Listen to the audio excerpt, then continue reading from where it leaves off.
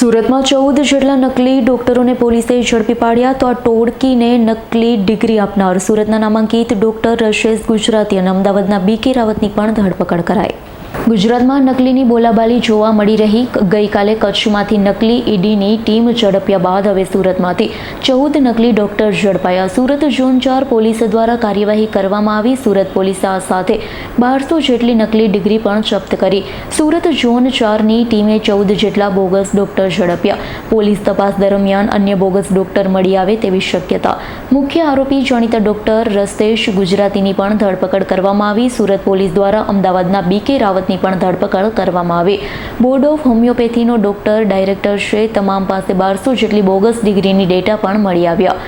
ભીમ.com ગુજરાતની web portal बतावी registration करता था। हाल तो आ मामले વધુ તપાસ હાથ ધરે છે।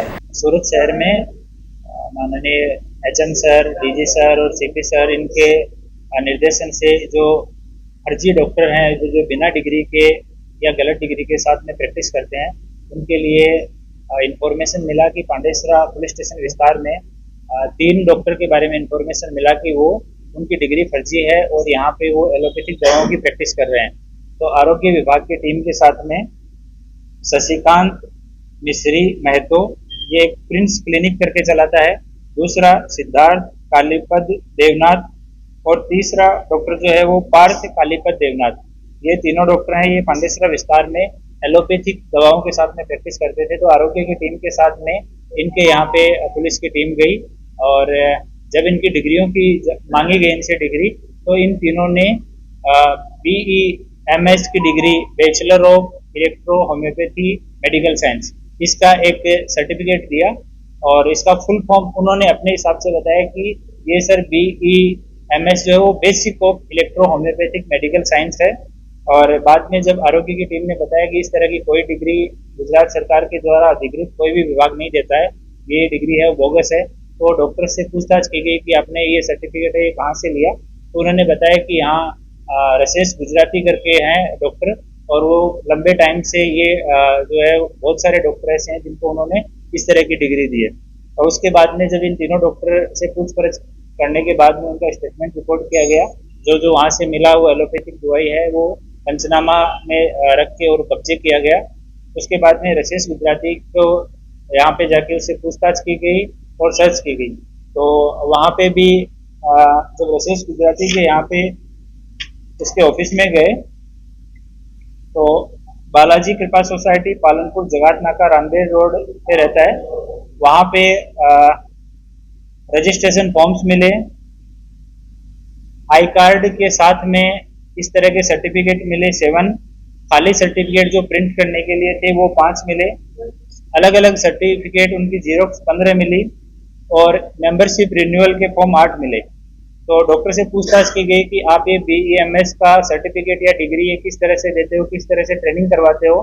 तो रशेश गुजराती ने अपने स्टेटमेंट में बताया कि वो पहले यहाँ गुजरात में 90s में उसने DHMS का कोर्स किया और पहले 1-2 ट्रस्ट के साथ में लेक्चरर तरीके काम किया। होम्योपैथी में उसने लेक्चरर बना, फिर एक ट्रस्ट के कॉलेज में वाइस प्रिंसिपल बना, फिर प्रिंसिपल बना।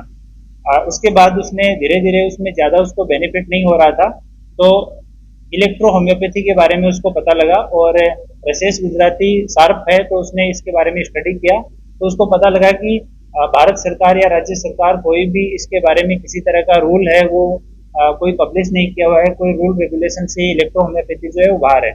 तो इसने एक अहमदाबाद के डॉक्टर हैं बीके रावत, उनके संपर्क में आया ये। फिर इन दोनों ने मिलके पहला जो इनिशियल कुछ लड़कों को 5-7 लड़कों को जिसका नाम इनको भी नहीं पता है, उनको प्रॉपर तरीके से इलेक्ट्रो होम्योपैथी के बारे में बताया। 3 साल का कोर्स था, पर लगभग 2 साल में इन लोगों ने उनको ट्रेन किया और इलेक्ट्रो होम्योपैथी की दवाई देना, क्या क्या रोग का उपचार हो सकता है वो सिखाया। जो 4-5 डॉक्टर को इन्होंने बना के मार्केट में भेजा तो उनका अनुभव ये आया कि कोई भी आदमी पब्लिक के जो लोग हैं वो इलेक्ट्रो होम्योपैथी की दवा लेने के लिए कोई भी पेशेंट नहीं आता है, ट्रीटमेंट कोई करवाता नहीं है और दवा जो है उसका इफेक्ट बहुत धीरे धीरे होता है। तो इस वजह से वो जो डॉक्टर मार्केट में जब गए तो उनको रिस्पॉन्स अच्छा नहीं मिला। तो इन लोगों ने बाद में अपनी स्ट्रेटेजी 2002 के बाद में इन्होंने अपनी चेंज की और इन्होंने जितने भी लोग थे जो कोई किसी डॉक्टर के यहाँ काम करता था, बाहर का व्यक्ति, उन लोगों से संपर्क करना चालू किया। इन्होंने उनको कि आप हमें 70,000 रुपये दीजिए, हमारा आयुष डिपार्टमेंट जो गुजरात का है उसके अंडर में हमारा board of electro homeopathy Gujarat ये रजिस्टर्ड है और ये अहमदाबाद में है।